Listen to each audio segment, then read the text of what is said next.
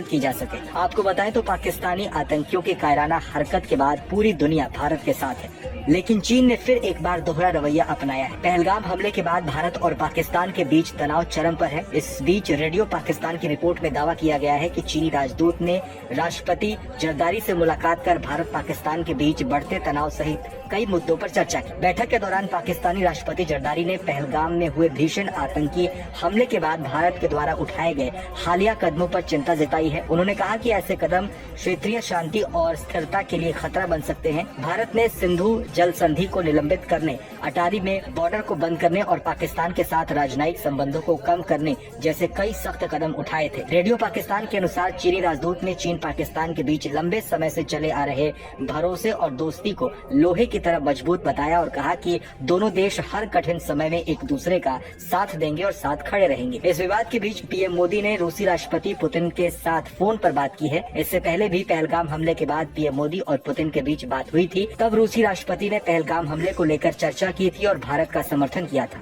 विदेश मंत्रालय के प्रवक्ता रणधीर जायसवाल ने बताया कि रूस के राष्ट्रपति व्लादिमीर पुतिन ने प्रधानमंत्री नरेंद्र मोदी को फोन किया और भारत के पहलगाम में हुए आतंकी हमले की कड़ी निंदा की। उन्होंने निर्दोष लोगों की मौत पर गहरी संवेदना व्यक्त की और आतंकवाद के खिलाफ लड़ाई में भारत को पूरा समर्थन देने की बात कही। आपको बताएं तो भारत इस बार पाकिस्तान को बख्शने के मूड में नहीं है। पाकिस्तान पर कई रणनीतिक कदम उठाने के बाद भारत अब किसी बड़े एक्शन की तैयारी में है।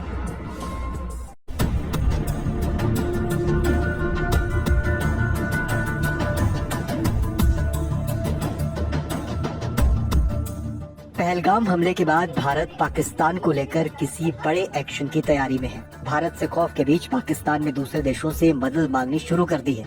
पाकिस्तान खौफ में इसलिए भी है क्योंकि अगर युद्ध के मैदान में भारत से पाकिस्तान का सामना होता भी है तो पाक सेना महज 3 से 4 दिन ही युद्ध के मैदान में भारत के सामने टिक पाएगी। पाकिस्तान की कंगाली का आलम यह है कि रूस और यूक्रेन जंग के समय पाकिस्तान ने अपने अधिकतर हथियार और गोला बारूद यूक्रेन को बेच दिया और अब जब पाकिस्तान को भारत से डर लग रहा है, पाकिस्तान तुर्की, अमेरिका और खाड़ी देशों से पैसों और हथियारों की भीख मांग रहा है। रिपोर्ट्स के मुताबिक पाकिस्तान ने अपने रणनीतिक भंडार से बड़े पैमाने पर गोला बारूद यूक्रेन को बेच दिया है। इससे पाकिस्तानी सेना के गोला बारूद में काफी कमी आई है। नकदी संकट से जूझ रहे पाकिस्तान के पास सिर्फ 4 दिन तक जंग लड़ने के योग्य ही हथियार बचे हैं, जिसमें 155 मिलीमीटर के गोले या फिर BM-21 सिस्टम के लिए 122 मिलीमीटर के रॉकेट भी शामिल हैं, जिन्हें यूक्रेन को बेच दिया गया है। डिफेंस एक्सपर्ट्स का कहना है कि पाकिस्तान की यह स्थिति यूक्रेन को भारी मात्रा में हथियार बेचने और पाकिस्तान ऑर्डिनेंस फैक्ट्री की उत्पादन क्षमता कमजोर होने की वजह से बनी है।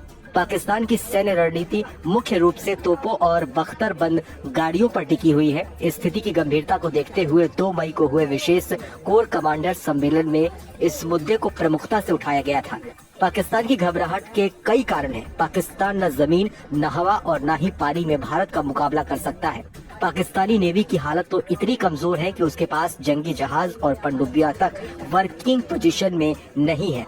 भारत पाकिस्तान तनाव के बीच तुर्की पाकिस्तान की सबसे ज्यादा मदद कर रहा है। पिछले हफ्ते ही तुर्की का एक विमान पाकिस्तान पहुंचा था, जिसके बाद कहा गया था कि इस विमान में पाकिस्तान को तुर्की की तरफ से बड़ी मात्रा में हथियार और गोला बारूद भेजा गया है। इसके बाद तुर्की का एक युद्धपोत कराची बंदरगाह पर पहुंचा है, जिसे 2 दिनों के बीच समुद्री सहयोग बढ़ाने की दिशा में एक बड़ा कदम कहा जा रहा है। पाकिस्तानी नौसेना के अनुसार इस दौरे का उद्देश्य पाकिस्तान और तुर्की की नौसेनाओं के बीच पेशेवर तालमेल और रणनीतिक सहयोग को बढ़ाना है। कराची पहुंचने पर तुर्की के युद्धपोत का पाकिस्तान और तुर्की के अधिकारियों ने स्वागत किया। खुफिया रिपोर्ट्स में ये बात सामने आई है कि पाकिस्तान अब भारत के हमले के डर की वजह से सीमा पर तेजी से गोला बारूद इकट्ठा कर रहा है।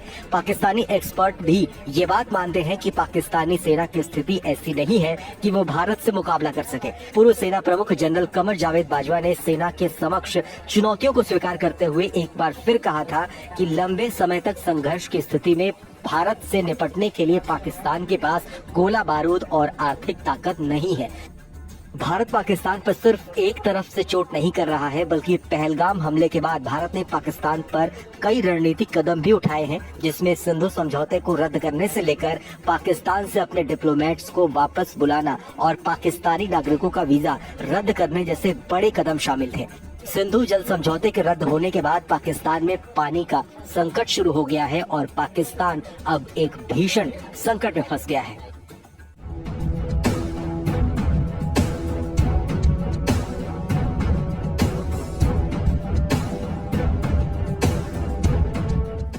पाकिस्तान को न केवल भारत और भारतीय सेना का डर सता रहा है, बल्कि अब पाकिस्तान के अंदर ही विद्रोह शुरू होने से पाकिस्तान की सरकार और सेना बेहद परेशान है।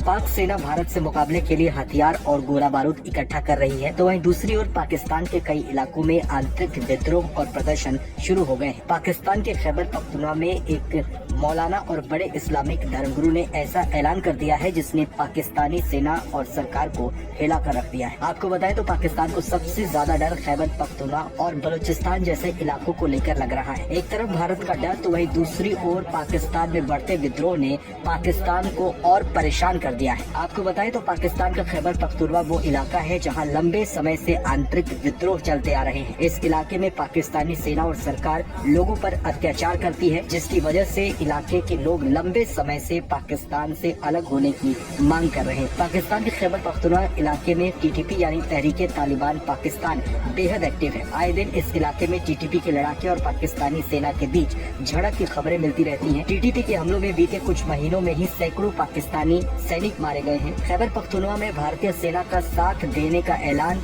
वहां के एक मौलवी और प्रभावशाली धार्मिक नेता ने किया है। उन्होंने खुलकर बगावत का ऐलान कर दिया और कहा कि खुदा की कसम जो मैं कहता हूं वो ध्यान से सुनो। अगर कोई मुझे गिरफ्तार करना चाहता है तो मुझे गिरफ्तार कर ले, लेकिन मैं कुरान की कसम खाकर कहता हूं कि जब मैं इससे पहले जेल में था तो वहां मौजूद कैदी अल्लाह से दुआ कर रहे थे कि भारत हमला कर दे। हम बहुत जल्द पाकिस्तान को छोड़कर भारतीय सेना के साथ जुड़ जाएंगे। देखिए पाकिस्तानी सेना ने हमारा क्या हाल कर दिया है। मैं कुरान की कसम खाकर कहता हूं कि अगर मैं झूठ बोलूं तो खुदा मुझे माफ ना करे। इसी तरह से इस्लामाबाद के लाल मस्जिद के भी इमाम अब्दुल अजीज गाजी ने युद्ध के समय पाकिस्तानियों से भारतीय सेना का साथ देने की मांग की है। पाकिस्तान में तेज हो रहे इन विद्रोहों से शहबाज शरीफ और असीम मुनीर की चिंता ये है कि एक तो वैसे ही पाकिस्तानी सेना के पास संसाधनों की कमी है, तो ऐसे में पाकिस्तानी सेना को भारत से लड़ने के लिए लगाया जाए या फिर आंतरिक विद्रोहियों से लड़ा जाए।